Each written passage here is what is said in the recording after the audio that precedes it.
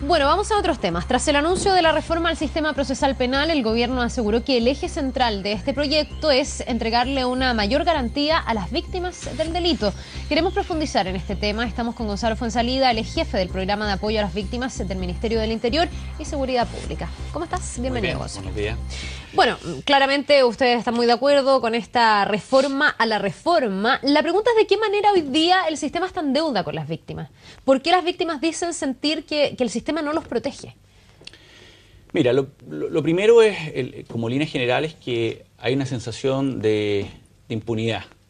En el sentido de que esto es una cadena y cuando las víctimas de alguna manera han ido al sistema de justicia y no han encontrado una respuesta, empiezan a perder la fe en el sistema y por lo mismo empiezan a dejar de denunciar, empiezan a dejar de creer de alguna manera en la institucionalidad que es acudir a la justicia. Y eso responde a muchas cosas, pero es una cadena que involucra a muchos actores. De partida, desde los fiscales, que muchas veces no se están haciendo las investigaciones como tienen que hacerse, sino que estamos orientados más al delito flagrante, es decir, al delito que se comete donde hay un detenido, y las demás causas generalmente se archivan. No hay mucha investigación hoy día en Chile por un tema de acumulamiento de causas. Podemos ver que hay muchas explicaciones, pero hay nudos críticos ahí. Entonces la víctima cuando va y hace una denuncia y le llega una carta que su causa fue archivada al poco tiempo, obviamente produce una desazón y muchas víctimas me lo han dicho. Yo no denuncio más porque he denunciado, muchas veces he aportado pruebas y resulta que finalmente se archiva la causa. Ahí tenemos nudos críticos y finalmente, o no finalmente, después otro paso es cuando llega a judicializarse y llegamos a un tribunal. Hoy día lo que pasa en Chile, que es una cosa inaceptable, es que muchas veces hay tribunales de garantía en que ya se sabe cómo fallan los jueces. Y los fiscales dicen, pues si me toca en este tribunal no voy a obtener la condena. Es inaceptable. No podemos tener hoy día la justicia circunscrita a tribunales donde más o menos sabemos cómo va a ser el resultado. Yo como abogado lo digo, es algo que es totalmente conocido. Hoy día ir a la justicia y caer en cualquier tribunal de garantía tiene que ser sinónimo de que se va a administrar justicia y el peso de la prueba y la apreciación de ella va a ser finalmente una decisión judicial. ¿Y tú dirías que la falla está en los jueces o la falla está en que la ley le deja demasiado marco de interpretación, en que a lo mejor las reglas no están tan claras y los jueces al final determinan de acuerdo a su criterio, porque aquí también los jueces son subjetivos, por más que busquen la neutralidad y aplicar la justicia? Bueno, no es lo que plantean los jueces. Los jueces generalmente dicen nosotros aplicamos la ley y desde la universidad a uno le enseñan que en Chile el sistema que tenemos de aplicación de la ley es que el juez es un esclavo de la ley. O sea, el juez no tiene mucho sentido de aplicar como en otros países anglosajones donde aplican el sentido común y finalmente no son solamente los jueces los que fallan, existen los jurados que son los mismos ciudadanos. En Estados Unidos, por ejemplo, existe la Constitución el derecho que otro ciudadano juzgue a otro ciudadano, o sea, el par juzgue a la persona. Y por lo mismo existen los jurados. Hoy día en Chile nosotros no tenemos un sistema de jurado. En España se está aplicando el sistema del escabino, donde hay un juez y un ciudadano para finalmente administrar justicia. Entonces vemos que hay participación ciudadana en la administración de justicia, donde muchas veces la justicia finalmente es mucho sentido común. Hoy día los jueces el sentido común va quedando fuera y lo que es solamente la aplicación es de la ley en forma, yo diría más que interpretativa, es aplicación de la ley dura. Y eso pasa finalmente con el caso que vimos hace muy poco tiempo, hace 2 semanas atrás, donde un homicida confeso queda libre porque habían errores de forma en la detención. Y finalmente la Corte de Apelaciones da un mensaje claro al juez de garantía por 3-0 y revoca esa decisión de no dejar en prisión preventiva. ¿Qué faltó ahí? ¿Sentido común por parte de la jueza? Exacto, aplicación de sentido común. Muchas veces puede haber un error de procedimiento en tomar detenido, pero tenemos un homicida confeso. ¿Qué es lo que pesa más? ¿Es una persona que es peligrosa para la sociedad? Obvio que es peligrosa para la sociedad. Y en ese sentido, entonces, ¿qué hay que hacer? ¿Darle más autonomía a los jueces? ¿Darles un marco de acción un poco mayor? ¿De qué manera se subsana aquello? Lo que te quiero dejar claro y un poco que la gente entienda que esto no tiene una solución única. Son muchos nudos críticos, son distintos puntos, desde la investigación de las policías, desde el trabajo que hacen los fiscales, como también la administración de justicia. Lo que no podemos convertir aquí en Chile es que aquí se formen jueces con ideología. Y que tengamos jueces desde extremadamente garantistas como jueces persecutores. O sea, aquí tenemos que tener una administración de justicia que administre justicia en base a los antecedentes, en base a la prueba. Y la aplicación de la ley también tenga ciertos grados de sentido común. Eso de alguna manera es lo que tenemos que avanzar. Aquí no se trata de crucificar a los jueces, que todos los jueces son malos, porque es mentira, hay jueces buenos. Pero hemos visto, y a lo largo de esta reforma procesal penal, que lo bueno que tiene esta reforma procesal penal, que es la publicidad que tiene. Hoy día nosotros, o entra una cámara al tribunal, se filma las decisiones que toman los jueces, eso antes no ocurría. Hoy día lo sabemos y lo sabemos todos los chilenos. Pero por lo mismo nos damos cuenta muchas veces de esas decisiones sin sentido común, de una aplicación de la ley demasiada ideologizada, donde el garantismo obviamente de alguna manera transgrede justamente lo que las víctimas declaran, o sea, reclaman, que muchas veces van a los tribunales, hacen el esfuerzo de declarar, de enfrentar al imputado y reciben condenas que son a veces bajísimas o muchas veces personas que no alcanzan a judicializarse, no llegan a juicio final, hay acuerdos reparatorios, en fin, toda la... El gobierno ha dicho justamente que esta reforma, la reforma lo que pretende es dar mayores garantías a las víctimas, poner a las víctimas al centro más que los derechos de los delincuentes o quien cometa un delito, y ha dicho también que va a recoger propuestas por parte de las víctimas. ¿Hay propuestas concretas que ya se estén manejando para poder alcanzar ese objetivo, que es tener jueces menos ideologizados, jueces que a lo mejor apliquen un criterio más unificado, que apliquen mayor criterio común? ¿Hay propuestas concretas para alcanzar esos objetivos? Bueno, yo ayer me junté con una agrupación de víctimas de la región de los lagos que vinieron, Enrique Voces, me había juntado con ellos en Puerto Montt. Nosotros siempre estamos en constante comunicación con las agrupaciones de víctimas. No hay muchas agrupaciones de víctimas.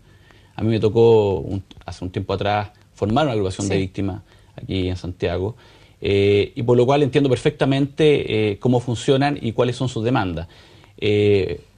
Principalmente hay un tema hoy día con el homicidio versus los delitos contra la propiedad. Muchas de estas agrupaciones de víctimas se forman porque han perdido a seres queridos por homicidio y han obtenido muchas veces penas de homicidio simple de 5 años y 1 día, que obviamente no consuela la pérdida de un ser querido cuando se ha dado muerto una persona y ya han habido pruebas contundentes para dar una mayor pena. Hoy día en Chile tenemos de alguna manera una penalidad del homicidio que parte en 5 años y 1 día, a diferencia de un robo con intimidación que supera por crece obviamente esa pena. ¿Les parece bajo en el caso de los Obviamente homicidios? Que hoy día, desde que se dictó el código, donde había estamos hablando casi más de un siglo atrás, obviamente lo que había en ese minuto era una baja tasa de muerte en Chile, pero sí había mucha usurpación de tierra y había mucho, de alguna manera, mucho peligro respecto a la propiedad. Entonces se protegió más la propiedad que la vida. Hoy día, en una sociedad moderna, es inconcebible que la vida tenga una penalidad más baja que los delitos contra la propiedad. Y eso es algo que las agrupaciones de víctimas lo hacen palpable, pero algo que está conversándose en el gobierno hace mucho tiempo. Hay que modificar el Código Penal, por ejemplo, en temas como ese. Hoy día la vida es más importante que la propiedad y tiene que tener una penalidad alta. La irreprochable conducta anterior en casos de homicidio, también, en delitos de sangre, produce también una frustración bastante en las víctimas. Son planteamientos que hacen las agrupaciones de víctimas. Contar con una defensoría de víctimas. Hoy día tenemos el programa de apoyo a víctimas que me toca liderar, donde tenemos más de 45 centros en todo Chile, más de 300 profesionales, donde hay abogados presentando querellas.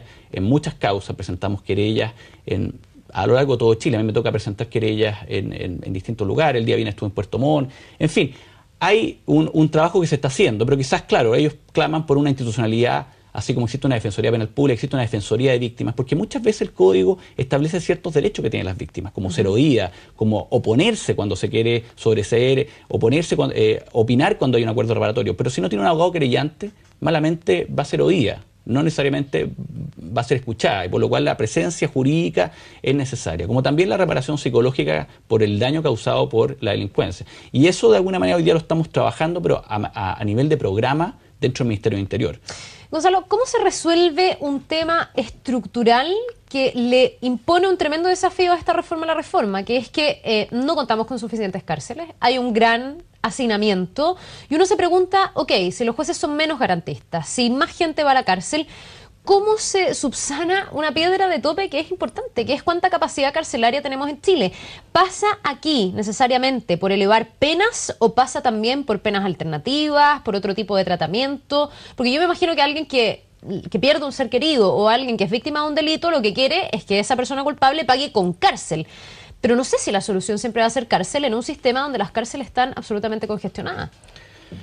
A ver, es una pregunta complicada de dar una sola respuesta, porque es un tema que siempre se está debatiendo, pero hay cosas que tenemos que tener claras. La penalidad al final es un castigo y ese castigo tiene que cumplirse. Privar de libertad a una persona es un castigo que la persona lo sufre en vida de alguna manera. Ese jus punendi que está establecido o que persigue la penalidad en el caso de los mayores de edad, porque en los menores de edad la ley de responsabilidad penal juvenil establece justamente el efecto no de solamente de castigar, sino que de rehabilitar. O sea, le damos una oportunidad porque son mayores. La teoría establece que es más posible rehabilitar a una persona con menos, o sea, joven de alguna manera, de entre 14 y 18 años, que una persona que ya tiene sobre 18 años.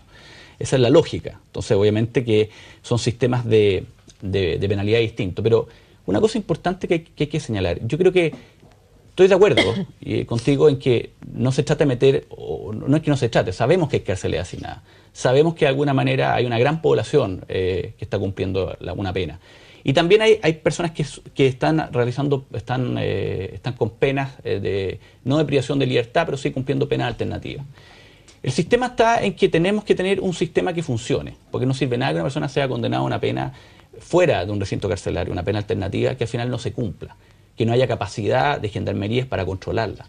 Eso es lo que pasa hoy día en Chile. Hay más de 50.000 personas que están cumpliendo penas alternativas, pero muchas veces los controles de esas penas alternativas no existen o son de muy mala calidad. Ya, pero las penas alternativas les parece una buena solución. Pero lógico que es una buena solución. No podemos pensar que no tenemos la capacidad hoy día de que toda la gente cumpla su pena en la cárcel y de acuerdo también al grado de delito. Yo no soy muy, personalmente, yo no soy muy partidario del aumento de penas. Yo no creo que por el aumento de penas reduce el delito. Sí, en el caso de lo que hablamos del homicidio, que creo que hay que corregir ese tema, porque es un tema al final de bienes jurídicos. Y de proporcionalidad. De proporcionalidad, exacto.